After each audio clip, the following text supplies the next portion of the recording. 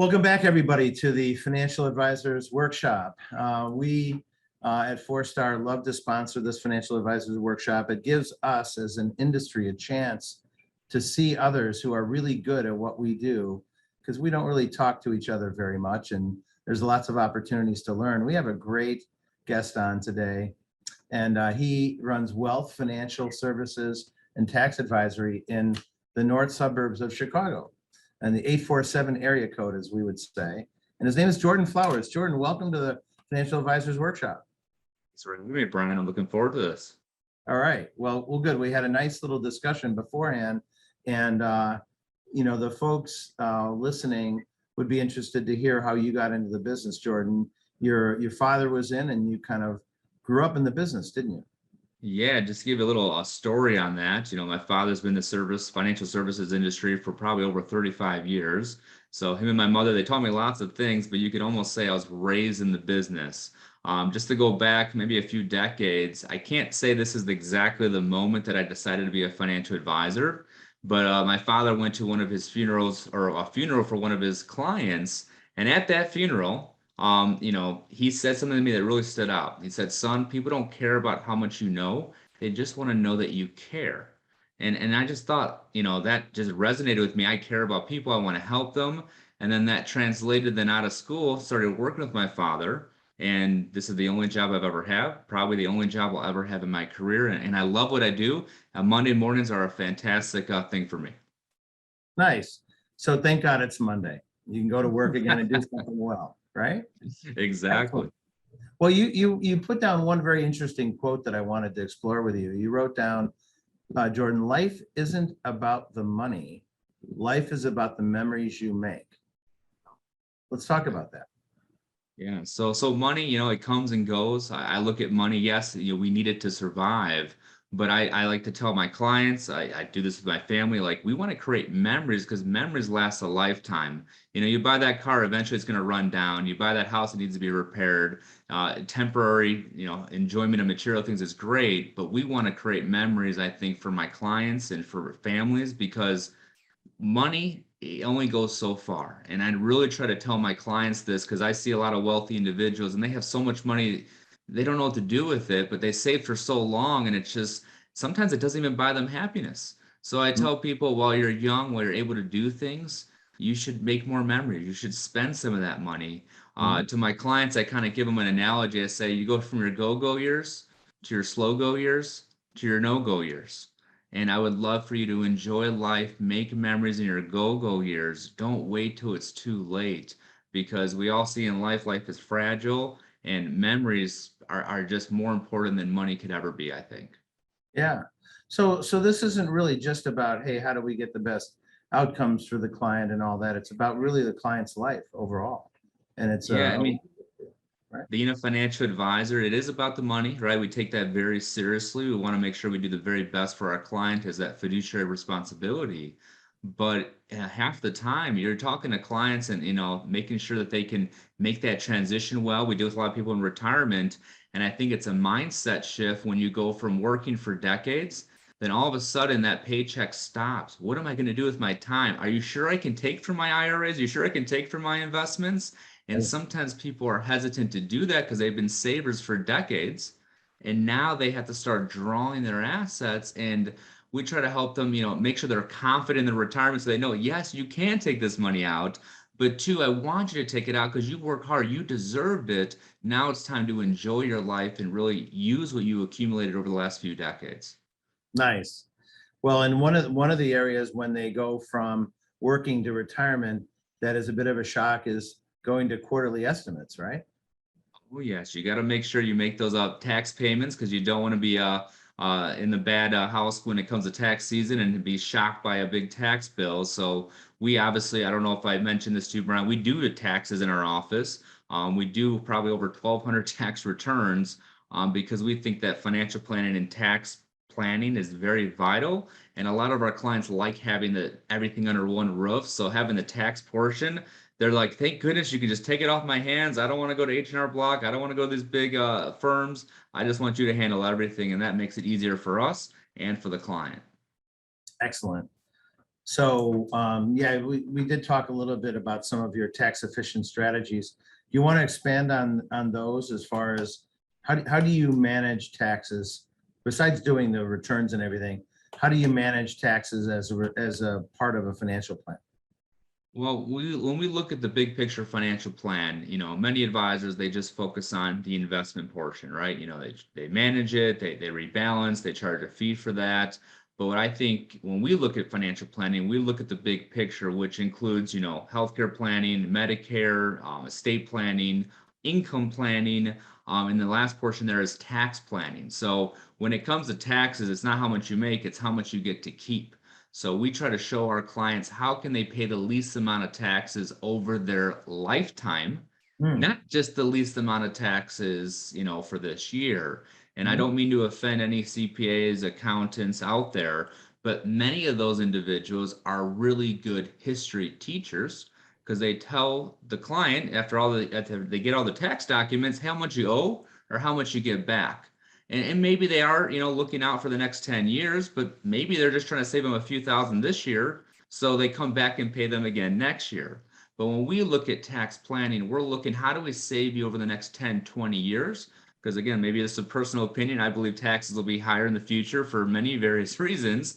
But I believe clients should maybe pay a little bit more in taxes now so they can pay less in taxes in the future and for the next generation. So when we look at the tax planning aspect of it, we combine that with the financial planning to make sure everything works cohesively under one roof.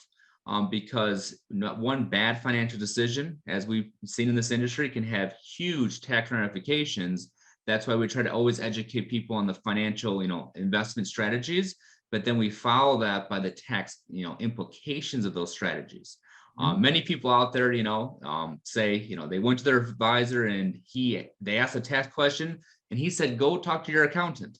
And I'm not saying that's a bad answer, but Right. I believe that for most of the tax questions, we as advisors, we probably know the answer wholeheartedly, or we can hopefully find out the answer for them.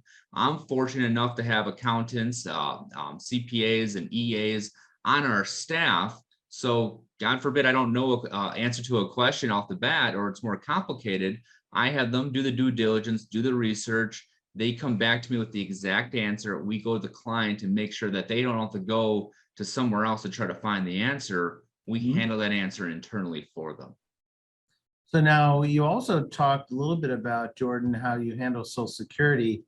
How deep do you get in those decisions with clients? Yeah, Social Security, when's the best time to take it? A lot of people ask, and I say that the best answer is it depends, right? It depends on so many different factors. So we Yeah. can't finalize that, in one conversation. But when we look at Social Security, obviously we're trying to optimize it to get the biggest pile of money, not just the biggest paycheck. It doesn't mean you have to wait to 70. It doesn't mean you want to take it at 62. You and I both know the complex rules of Social Security. But what we try to do is put the Social Security component inside their comprehensive plan. And in an ideal situation, we want to see, maybe we do some tax planning, we do some Roth conversions, we try to get some of that money out of the IRAs so that Social Security income will be taxed minimally, or maybe not at all if we do really good planning. Because many people don't realize, depending on your other income, Social Security may not even be taxed. So we want to not only get them the biggest pile of money, we want to make sure it's very tax efficient when they take that money. And we try to educate people the pros and the cons. Like I say, you take it at 65, pass away at 67, you probably should have took it at 62, right? But none of us know exactly how long we're going to live. But from a financial standpoint, we try to optimize it. Plus, we add that tax component to make sure more of those hard-earned dollars go to the client, not to the IRS. Not to the IRS, right? Okay, very interesting. So you do the taxes, you'll do Social Security planning, you do financial planning, and all the retirement planning, income planning, and all those things that go into it. What else does your firm do that is really unique, that makes the client say, God, I really love Jordan Flowers, and why do they love you? Well, I had a client ask me a few months ago, what are you selling? And I said, you know what? I had never got that question before, but I'm going to, the first time we met, I said, what I really sell to my clients is peace of mind. I want to make sure that no matter what's happened in the markets, the markets the last few months have been very volatile and generally down, but my phone's not ringing. I have actually clients calling me sometimes, thanking me, or if we sit for an annual meeting, thank you for what you put me in. I know the market's crazy, but I feel safe and secure. So we just really try to sell that peace of mind to our clients. And it's not just me telling them and pat them in the back and saying you did a good job. It's when we do the comprehensive plan, we show them all the numbers and we say, hey, you can be confident in your retirement. And we have already projected for these market corrections. We've already projected for your healthcare costs and the tax maybe rising. Also inflation, right? That's a huge factor. We always factor in inflation to make sure that we plan for the worst case scenarios, and then we always over deliver. Where a lot of firms, nothing against them, sometimes they show a Monte Carlo or different things and they're showing very 5-7% returns. Right. Yes, historically that can be accurate, but we try to illustrate things that even conservative 3%. So I like to say we're the Hummer approach. We're going to try to get to our destination and we're going to take the Hummer there. So there might be a pothole or two, but we're going to get there. We're not the Ferrari trying to go 200 miles down the road and there could be a crash on the way to that destination. So we really try to sell peace of mind, and by kind of combining all aspects of the financial plan, the clients feel at ease. One extra thing, because being fortunate enough to be independent, we have a Medicare division inside our office. We have an aging demographic. Healthcare costs are very expensive these days. And I don't know if you have a friend or if someone's turning 65, man, their mailbox is just full. They're getting calls. I mean, it's crazy. We try to have our clients know about our Medicare services well before they turn 65. And then we try to find the best plan. And sometimes, we can't save them money and their company, situation is even better. Or maybe we just have to answer a question for them, but we help them file for Medicare. We make sure that we review that plan on an annual basis. And then we can also try to help cover their short-term healthcare needs in case they're not 65 yet. Great. And now how do you do that? How do you do healthcare before 65? So it just depends on, the marketplace, their health plan. Maybe they have they can jump on their spouse's plan. To be frank, just like I tell my clients, I'm not the healthcare expert. I don't want to be an expert in all things. So we have Ethan in our office. He kind of takes the lead in that department, and he goes through the clients based on their age, based on their health conditions, based on how much coverage they want. He helps them maybe find the best plan to cover that gap, maybe between 63 to 65. But then he relays to me the cost of that healthcare insurance, because a lot of times the companies pay it, but if they're paying out of pocket, I got to factor that healthcare insurance into their plan so they know how much they're going to need for healthcare. So he kind of does a great job of not only finding the best plan and the best coverage, whether they're before 65 or after 65 for Medicare, but then he relays to me the information so that I can make sure the plan is updated and make sure they have enough assets to pay for that coverage. So it's internal, then you have an internal team doing all that, which is great. It is. We just got to walk down the hallway. It's very nice. Nice. So now how often do you review with your client families? Good question. So honestly, every client's a little bit different. I have some clients I haven't seen for years, okay, because they're just traveling the world and good for them, right? They're enjoying life. But for most of my clients, I like to say we marry our clients because we do their taxes, we do their investments, we do their life insurance, we do their Medicare. So usually we have a formal once a year annual review where we high level go over everything, we update the plan. Then we usually see them for their taxes, and that's usually in March and April to get their taxes done. And then usually we do kind of a beneficiary legacy review once a year as well, and that's usually June or July. And then September, October, we kind of do maybe a tax planning preview, then we implement that in November. So usually at least 3 to 4 times we see the clients, but I don't have a set time says that you can only see me 3 times a year. With the market volatility or things come up in life, I tell my clients they can email and call my team and myself anytime they want. We want to be there for their questions and not have you see me in 3 months. We want to make sure we put them at ease right away. Excellent. Well, so it's maybe a yearly, but there's more contact because of what you're trying to accomplish. So you still will communicate with them. Correct. And then on top of all that, again, with the pandemic, we haven't done as much, but we like to do client appreciation events. We like to have fun with our clients. So, we've rented out movie theaters in the past, banquet halls. Nice. Hopefully we can get back to that in-person interaction. But we, work is work, but we got to have fun too, and make those memories like we talked about earlier. Exactly. So you get to see them socially. Do you do any work with the adult children? So I don't honestly market to adult children, but I have got more and more referrals the last few years from the adult children because they're changing jobs or they have questions or the parents are so happy they kind of refer their children. So yes, we will do that only if it's a referral from a financial client. Usually, especially when it comes to tax planning and a lot of things that go with that. But we have got a more and more younger client base because of those referrals. But when we do workshops or educational events, we're really targeting those, 55 to 65. But Mhm. we are getting a lot of referrals from our clients' children, which is great because when we talk about legacy planning, we also want to meet the children over time. One, to make sure that they know who we are. We can help mom and dad if they're in a financial situation, or I should say, healthcare situation. We want to make sure the legal documents that the children have, they have access to, they're up to date. And then, many, many years from now, when the parents pass away, we want to ensure a smooth transition of those assets to the children. And to be biased, we hope that they're going to love the experience and work with us as well. On the Zoom, you can see I got gray hair, but I'm not, I'm still younger. So I'm hoping to work from generation to generation with these families. Nice.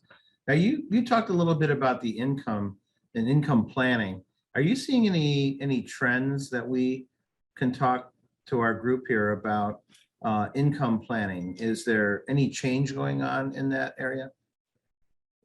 A lot of people miscalculated the withdrawal rate on a lot of their portfolios, and we have to really reevaluate that. Mhm. My perspective is maybe unique and doesn't have to be taken by every advisor, but I do use some fixed index annuities combination with equities and structured notes accounts, just to kind of give the client broad diversification. The way that I structure things is, obviously we have the comprehensive plan. But the last few months, if we are doing monthly withdrawals from maybe an IRA or an at-risk account, then the market's down. So I've actually stopped some of those withdrawals on a monthly basis. And Okay. that's where I take money from maybe an annuity to kind of, because it never goes down in the fixed index annuities, to kind of take those funds out so they never have to sell at a loss.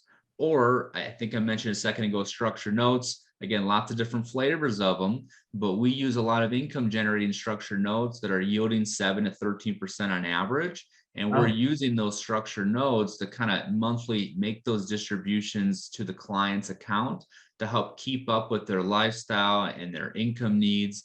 But it really just depends on their risk tolerance. It depends on how much income they need. But I do believe a lot of people cannot suffer a huge hit to the market in the early stages of retirement because of sequence of returns risk and taking those income withdrawals. So we try to make sure we address that. And then for a lot of clients, they feel better about having more guaranteed income inside their portfolio. So we show them how we can maybe even use an annuity to get guaranteed income, just like Social Security, the paycheck that never ends, to help kind of diversify and supplement all income sources. nice. So you use structured notes. Do you use the American style or the European style? Depends on the client. We use a lot of American style right now because the market's down 20%. But in normal market situations, we kind of mix between the American and the European. Or if a client's more conservative, we might just use an European, or we might even use structured notes depending on the client's risk tolerance. But our goal is to make sure that they're not overexposed to the market and we're taking the appropriate risk measures. So we've had a really rough market, and last week, was Friday, Monday, complete collapse. How's that affecting your client base now? We're down 30%, 32 on the NASDAQ, and it's a Yeah. brutal year. What's their view of this, and how are you handling it? Yeah, so I had a few clients this last week for the interview saying, "Hi, is everything okay? Are you guys doing okay?" And I'm like, look at my phone, like nothing's ringing off the hook. Because we're in such close contact with our clients, we're trying to tell them, the historical indicators kind of, we all know the market goes up and down, right? This isn't like a doomsday event that we should all, put our heads in the sand. This is a time actually to take action. This is a time to communicate to clients. Most of our clients haven't suffered too big of a hit because there've been a lot of their money is in annuities and protected, or they have guaranteed income, or we're laddering those structured notes and they haven't lost money in some of those structured notes. So Honestly, overall, when the market has corrections, I think that's our, time to shine, so to speak, because it really shows you that we did our due diligence. We stress tested the income plans and the portfolios. And when the market dips, that's when you know you're I don't want to say a good advisor, because none of us can control the market, but you took the appropriate steps to protect your clients. Because when Mhm. the market's going up, everyone's happy, right? It's pretty easy when the market's going up. But when these corrections occur, this is your time to really shine and really be communicating to your clients, talk to them about the portfolios and the risk they're taking, maybe reevaluating some of the risk in some of your clients that maybe they didn't realize that they're maybe taking too much risk. But for me personally, we're doing a lot of tax planning. When the market's values drop 25%, this is not a time to just hold on and just tell your clients it'll come back. This is a time to do Roth conversions, because the values are lower, you're paying tax on a lower amount. And then when you put that into the Roth, it'll grow tax-free forever. We did this a lot in March and April of 2020 with that crazy 30% swing. Don't get me wrong, I did not anticipate the market to recover that fast, okay? But the market recovered very fast, and a lot of those Roth conversions are now tax-free forever. With this swing, I don't know what the next 6 months or year is going to hold, but I do know that the market always over time does recover. So this is a better time to maybe do a Roth conversion inside their portfolio. Nice. Do you do any work where the portfolios start to raise cash in an environment like this, or try to avoid this market? Just to go a little bit more complex, inside of our client portfolios, we always have a cash buffer if they really need it. But we like to use investment products, without going into detail today, that actually are fully liquid, about 2 weeks to get the money out, but they still have guaranteed interest rates of 2.5%, and they have the potential to make 6 to 8% in the market. So we don't like to have too much just cash because I call too much cash, I call it lazy money, right? Because it's just not working for you. But we do want to make sure that they have a component inside their portfolio that they can tap into at any time, and it's not subject to the market volatility. So that's what we use a lot for the cash component. So we're not shifting our portfolios 100% into cash. We do have some tactical aspects of our investment management, but we don't go, ever 100% into cash or allocate too much to cash, even in these volatile markets. Do you manage any of the money yourself, Jordan? I am not the manager. We use a RIA, Brookstone Capital Management. They're the ones that do the trading. Obviously, we oversee the portfolios. We talk to their investment team, but they do all the trading and management, and they shop for those structured notes, especially through them, to get the highest yields. So I like to oversee the portfolios and talk to the CFAs, but I'm not actively trading or doing the management because I'm all day long talking to clients mostly. Okay, so your role is to manage the client and manage the planning, and then you let others run the money, like Brookstone and others. I say we can't be experts in everything. Have you used others besides Brookstone as well? I have not. We, obviously are entertaining. We're always open to ideas, but we've been very happy with Brookstone, and it's worked out very well for us thus far. Nice, nice. Well, good. What other unique aspects of your practice would you like to tell everybody about today? We've heard the basic stuff. We've heard your marketing. What makes you different, Jordan? You and your dad. Some people say, success, how do you define success, or, what makes you different? And I do believe that true success in this business is doing what's best for the clients, giving them that peace of mind that they know no matter what, everything is going to be okay. So it makes us different. I think that, yes, we talk about money. Yes, we do detailed planning, but we really try to have that warm feeling when people come to the office. We try to have that family approach. Maybe it's because my father's still in the business. We have, decade plus long employees that we kind of think that they're family, because they're our financial family. So when someone comes into our office, they have that warm feeling that they know that they're going to be taken care of. Okay, from the financial aspects to maybe it's even personal aspects. We try to really make sure they're at peace of mind and comfortable. I also help clients. This might be a little bit off the wall, but I help clients plan trips. A lot of clients with the pandemic haven't been able to travel, and a lot of clients, they're stressed about travel. My other side hobby / passion is traveling for free using credit cards. Obviously not getting in debt and paying off that every month.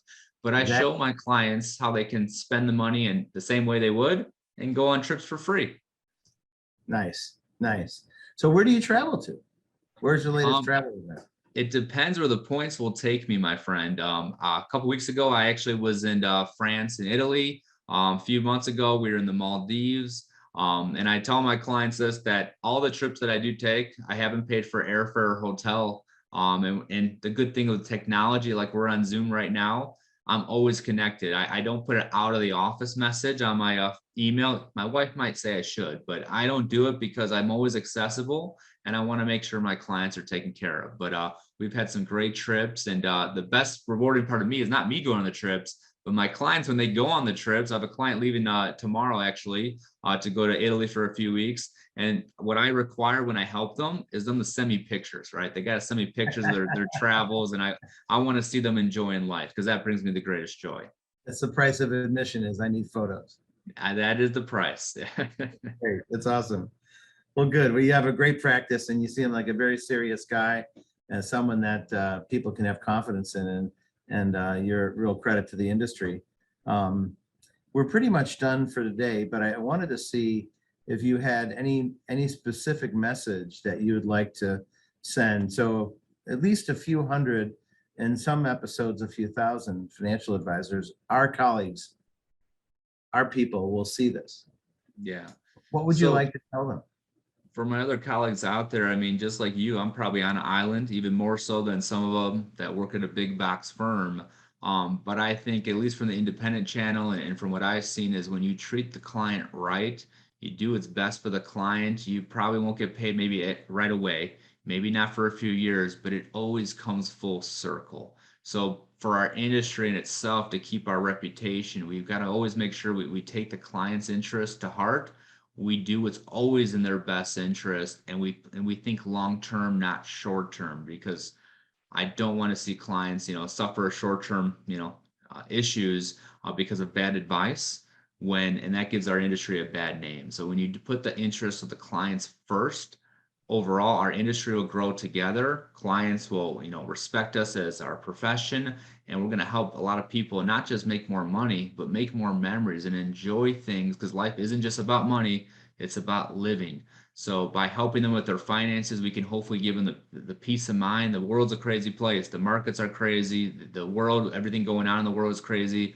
But at least we can give them some confidence in their financial future so that they know that they can trust in you and you're always going to do what's in their best interest. So I think that kind of covers a broad span of different things, but do what's in the client's best interest, factor in taxes, and have fun with your clients. And that's the keys to success. Yes. It sounds like it is. And give us some insight in, just as a last thought here, give us some insight into your next couple of trips. Where are you going? So I don't have anything too imminent, but I will plan on going to Mexico with my family in Cancun over Christmas and the New Year's, because no one ever reaches out to me during that time period anyway. But just to kind of take a little spin on that, and if any clients watch this, it's coming, but with the pandemic easing a little bit, our next client appreciation event is going to be themed around the world. So what we're going to try to do is get a lot of clients, have some fun, dress like their favorite place, and we'll do food, dinner, drinks, and all that fun stuff, and then we're going to raffle off a free trip to Hawaii. So I think that the next client trip hopefully will be to Hawaii in the next couple of years. We'll see if the COVID will allow us to have it, but that's kind of our goal, and I look forward to planning that and making memories for some of my clients. That sounds great. Hawaii is beautiful, and it's really fun. There's kind of a neat vibe that you have with travel and connection with your clients. So thank you, Jordan. Thanks for being with us today. I just want everyone to know what a great guy that you are and what a nice job that you do at your firm. So I appreciate it, Brian. thanks everybody for joining us today in the Financial Advisors Workshop. Thanks to Jordan Flowers, and stay tuned for another episode with a really great, smart financial advisor like Jordan. All right. That's all for today. Thanks, everyone.